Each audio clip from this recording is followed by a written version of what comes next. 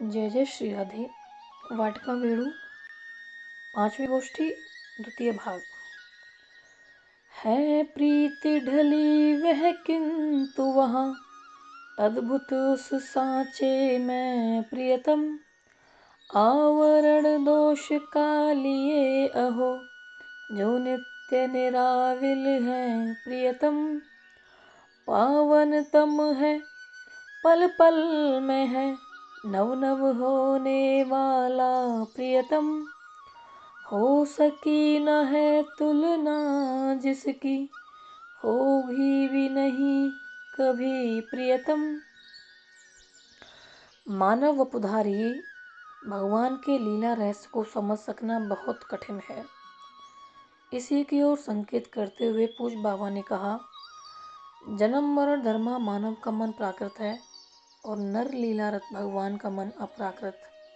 भगवदीय दिव्य लीला के रसास्वादन के लिए अपराकृत मन की आवश्यकता है और मानव के लिए उस अपराकृत मन की प्राप्ति केवल भगवत कृपा से ही संभव है। अपराकृत मन की प्राप्ति के बाद ही मानव रस ले पाएगा और तभी समझ पाएगा भगवत लीला को, लीला के तत्व को, स्वकीय परकीय भाव के रहस्य को।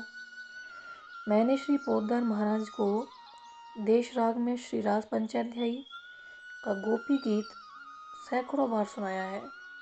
राजस्थान के रेत के ढेरों पर, रेलगाड़ी में कई बार सुनाया है। श्री रास पंचाध्यायी को पढ़कर मुझे यह पहली बार अनुभव हुआ कि रोदन भगवत प्राप्ति का, कृपा प्राप्ति का अचूक साधन है। श्री रास पंचाध्यायी में जहाँ निराशा के बाद आर्द्र चित्त रो पड़ा, वहीं श्री कृष्ण प्रकट हो जाएंगे।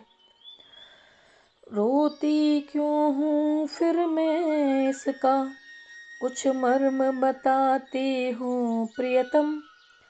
संकोच नहीं है तनिक मुझे, इसके कह देने में प्रियतम। क्रंदन अनादि यह है मेरा, होगा ना अंत इसका प्रियतम। तुम समझ सको तो लो समझो, जीवन यह है मेरा प्रियतम। पूज्य बाबा ने अपने जय जय प्रियतम काव्य की इन पंक्तियों को सुनाकर बतलाया कि क्रंदन ही मेरा जीवन है।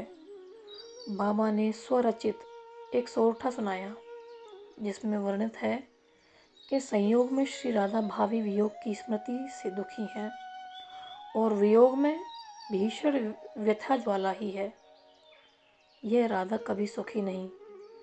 श्री राधा के लिए मिलन और वियोग एक समान है। वह सोरठा है, तज जेहि दुख ध्यान मिलत गए ज्वाला अमित। मिलन वियोग समान राधा, नहीं सुखनी कबहू। प्राकृत अप्राकृत तत्व की बातें समझाते हुए पूज्य बाबा कहने लगे, यह कभी नहीं सोचना चाहिए कि प्राकृत मन में अप्राकृत मन कभी अवतरित नहीं हो सकता। कभी कभी वह अप्राकृत मन किसी संत में उतर आता है। भगवान का अप्राकृत रूप अक्षय है, वह चिन्मय और सर्व प्रभावकारी है। उस अपराकृत सौंदर्य का प्रभाव बाघ पर भी होता है। प्राकृत रूप से रूपवान प्राकृत शरीर तो बाघ का भोजन भी बन सकता है, और यह बात अप्राकृत रूप के साथ नहीं है। प्राकृत रूप से रूपवान प्राकृत शरीर का बाघ द्वारा भक्षण कर लिए जाने के बाद वह प्राकृत रूप कहाँ रहा। प्राकृत रूप का प्राकृत बाघ पर यदि प्रभाव पड़ता तो वह प्राकृत रूप बाघ का भोजन नहीं बनता। प्राकृत रूप का प्राकृत बाघ पर कोई प्रभाव नहीं, पर अप्राकृत लोक दिव्य वृंदावन में सभी का रूप अप्राकृत है। गोपी भी अप्राकृत और बाघ भी अप्राकृत। गोपी के अप्राकृत रूप पर बाघ का अप्राकृत मन विमुग्ध विलुप्त होता है। उस दिव्य राज का बाघ हिंसक पशु नहीं है। वह प्रेम की मूर्ति है। वहाँ गोपी को बाघ से कोई भय नहीं। उस वन के किसी चतुष्टप में हिंसा की वृत्ति न थी प्रियतम। दिन रात परस्पर निर्भय वे सुख से घूमा करते प्रियतम। उनमें मुनियों की दृष्टि हो थी स्वतः उतर आई प्रियतम। मानो एकात्म भाव मन में वे लिए हुए सब थे प्रियतम। वह अपराकृत मन कभी कभी संतों में अवतरित हो उठता है। उस अपराकृत मन के अवतरित होते ही यह प्राकृत देह भी अप्रभावित नहीं रह पाती। श्री द्वारकादास जी एक संत थे। हरिद्वार में श्री गंगा जी की रोड़ियों में पड़े रहते थे। वे केवल 4 रोटी खाते थे। अपराकृत मन के अवतरण के प्रभाव से उनके शरीर में दुर्गंध नहीं रह गई थी। उनकी काख में दुर्गंध का नाम भी नहीं था। वे गंगा जी नहाते भी नहीं थे। एक बार एक अंग्रेज अफसर ने वहाँ के जंगल में एक शेर का शिकार किया। शेरनी रोती रहती शेर के विरह में।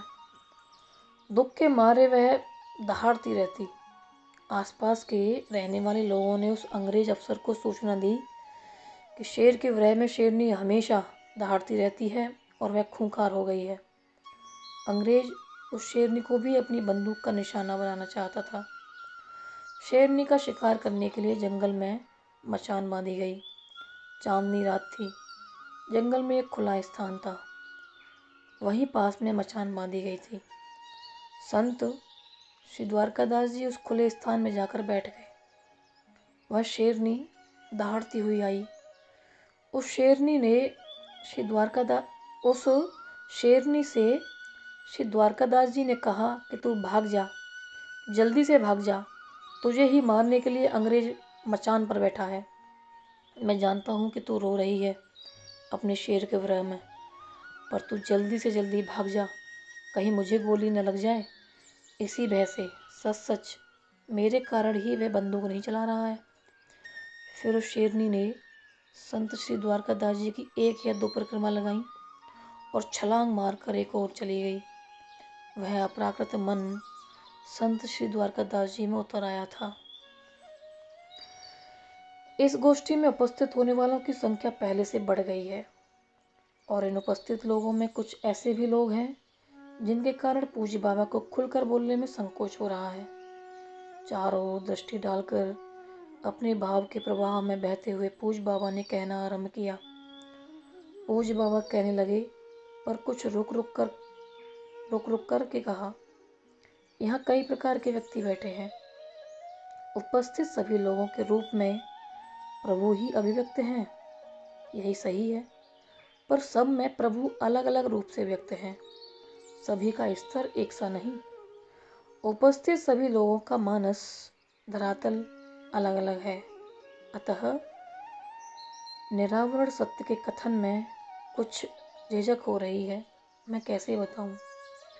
विश्वास कर सकें तो कर लें कि यही अपराकृत तत्व श्री पोद्दार महाराज के श्री अंगों में अवतरित था।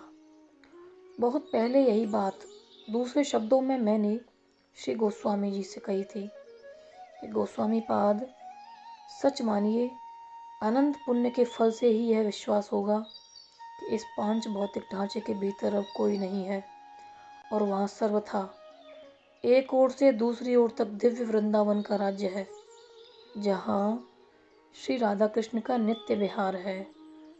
पर लोगों की भावना की रक्षा के लिए सर्व समर्थता शक्ति का विकास होकर सर्वथा एक कालीन मूर्तापूर्ण तथा सर्वज्ञतापूर्ण चेष्टा हो सकती है।